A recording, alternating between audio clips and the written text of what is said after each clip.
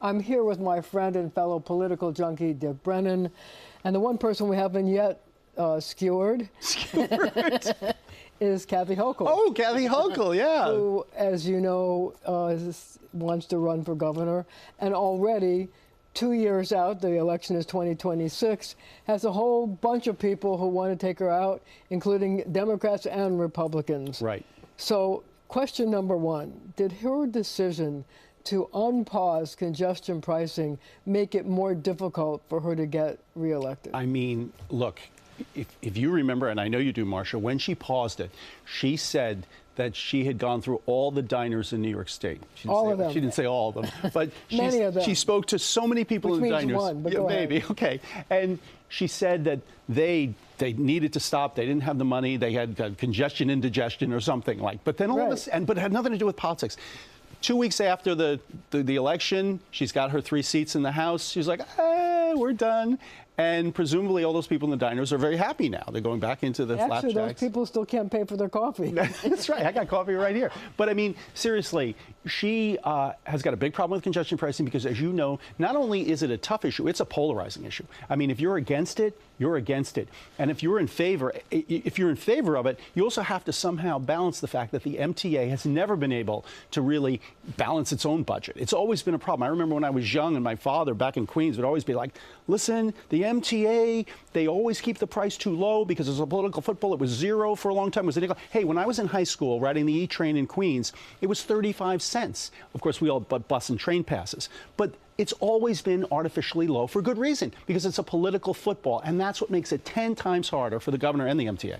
But here's the question. Coffee. She's now going to be doing this charm offensive all around the state, I predict, week after week or month after month, saying, these are the great things you could do with congestion pricing to try to sell people on the idea that this is a good thing for them. Well, you know, here's the problem. We know that the dam is leaking. We know that ultimately that the MTA is not sustainable if it doesn't get some infusion. And here's the problem. If President Trump in many ways says, you know, maybe I don't want to give money to New York. I'm not in a good mood this week or whatever it is. That's a bigger problem. At least with Joe Biden, you could think, oh, he'd probably come up with some cash. But the question is, how do you make mass transit sustainable? New York hasn't been able to figure it out. Other cities, perhaps they have. I want to give you some numbers. Okay. Nationally, New York has 47% of all the people who ride mass transit nationally.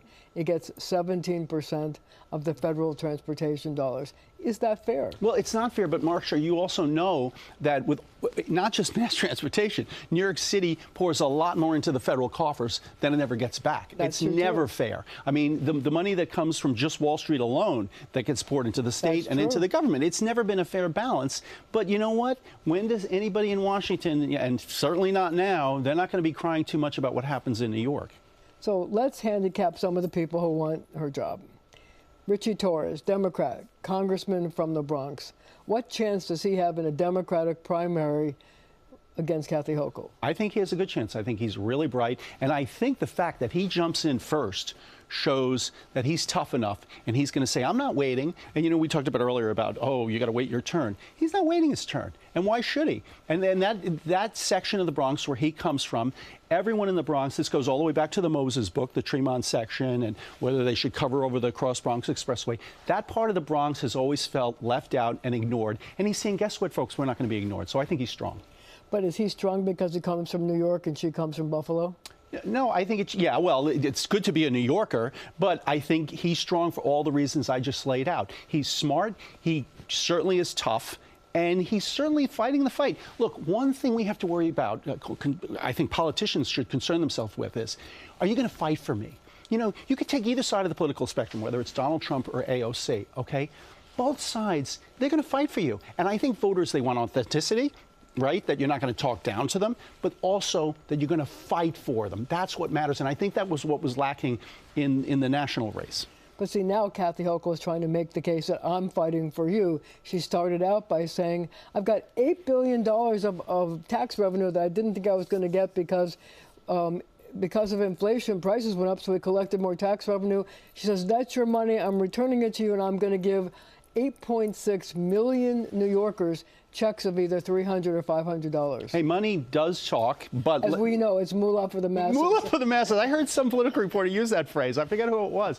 Moolah for the masses. But remember, she won against Lee Zeldin in a very blue state by 6 points. Not much. 6 points. And now she could face potentially a tougher opponent, or, you know, it could be a Mike Lawler from the Hudson Valley, or, as we just talked about, a challenge on the Democratic side, which could weaken her. So who knows? But here's the question. If you, number one, unpause congestion pricing, which is very unpopular in Nassau and Suffolk, the 10 counties that are north of New York City, and there's 5 counties in New York City, and then you try to turn around and say, but I care about you, and I'm going to do my whole state of the state is going to be about affordability. I'm going shopping with people to show I care about prices in the supermarkets, and I'm going to do more things that are going to make you feel that I care about you. Can you do both? Will people believe her that she could flip-flop congestion pricing on one hand, but I care about you? I think and your pocketbook. I think the congestion pricing issue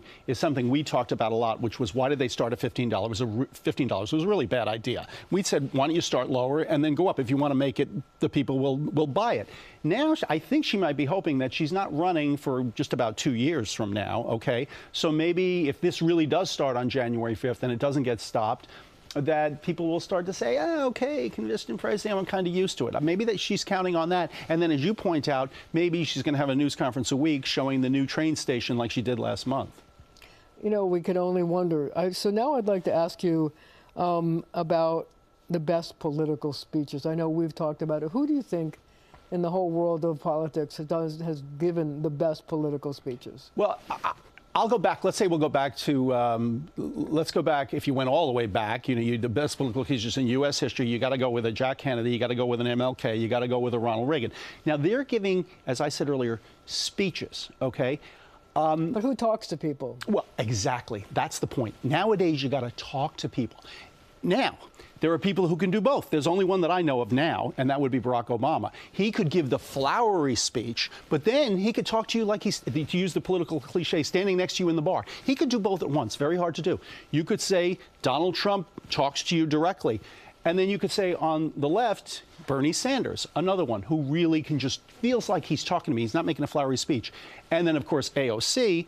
And AOC, you know, I think she's understood now that speeches don't work on Instagram. It's how do you say something in a few words. She does a live cast every night practically, and she speaks directly. I think that's the future. How do you talk to me? It's no longer the speeches of JFK and MLK but you're basically and saying Ronald Reagan. Donald Trump actually has learned that. Well, I think, look, we all knew Donald Trump was always a good communicator, even before he became president. I mean, he hosted a show. He had all those advantages. When I say authentic, I don't mean that every word you say is true. Politics is a game of shading a lot. But can you at least talk the talk of the voter and not give flowery prose? And I think people like Bernie, people like AOC on the left, they are the real strong people like that. So do you think that we, clearly this election, we looked like we were a very divided country, and we've seen that Donald Trump says we want to end those days of division. Is that possible, given how partisan people have become? You know, I think it was David Brooks who said that, you know, people now treat their politics are now their religion. And I think that's really unfortunate, because the only thing I connect with first is my politics, and maybe it's not my church, maybe it's not my community.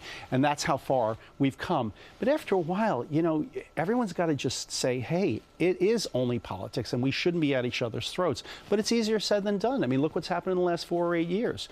And people will argue that all around the world, people are sort of, you know, going at it this way. It's not just us. So, but who turns that around? I don't know. Donald Trump claims in the interview he did last week or 2 weeks ago with NBC that he wants to bring the country together. I don't know. You know, here you go. You got 4 years. Let's see you do it. Well, also, Donald Trump has had some victories without even becoming president because of what's been going on in the Middle East. You have, you know, the fall of Syria, of Assad. You have, it looks like there's going to be a deal with Hezbollah and Hamas. I mean, it looks like he's going to inherit a much better world scene than he had anticipated when he ran for office. No, it very much looks that way until it changes. And that's the amazing thing about that job. And that's why the presidency is the job that it is, because you have no idea in the next few months. You can't anticipate where the next flashpoint is going to be. I mean, he talks about inviting Xi to his inaugural and having him over. And China, is it China? China's not big on making wars, but they're certainly big on economic wars. So is the next battle we're facing not even, with weapons? It's a different kind of weapon. Well, but his weapon of choice would appear to be tariffs.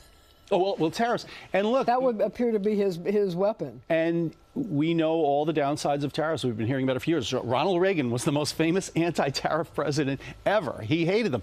But there are those who say tariffs save some jobs for the working class. And that's what the Trump factor would say, that there were companies that were really hurt in the U.S. because the jobs just went away. And Trump says the tariffs will help. Okay, you see, here's the thing about Trump right now. Over to you. It's always harder when it's over to you. It's not easy to campaign, but it's harder to govern. We know that.